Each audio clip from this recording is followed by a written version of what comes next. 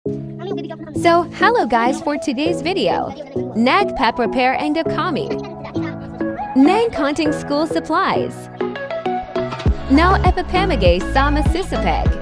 Namga estudyante sa lungsod ang Sorsogon.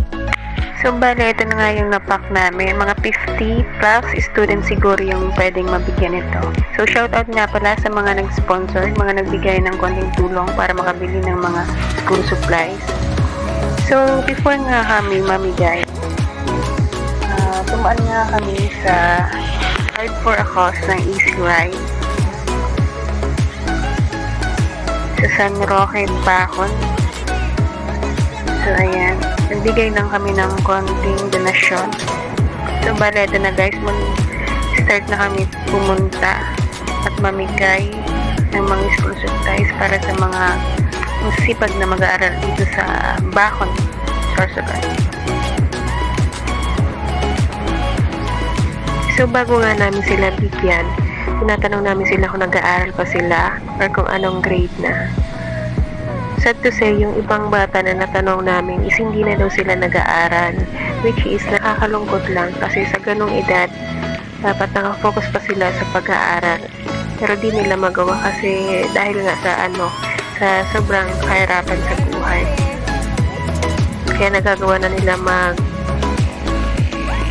magtrabaho para makatulong sa mga magulang. Kaya shoutout sa mga batang may mga magulang na nagpapaaral dyan. Magtapos kayo at mag-aral kayo ng mabuti kasi madaming bata yung gustong mag-aral pero di nila magawa dahil sa mahirap nga yung pamumuhay. So, proceed na nga kami. Papunta na kami guys sa Preto Diaz. Bale, andito kami sa Boulevard.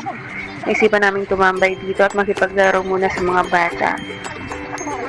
Sabi ko, paper, stone, scissor kami. Yung makakatalo sa akin, bibigyan ko ng prize. So, ito na nga. Tuwang-tuwa sila.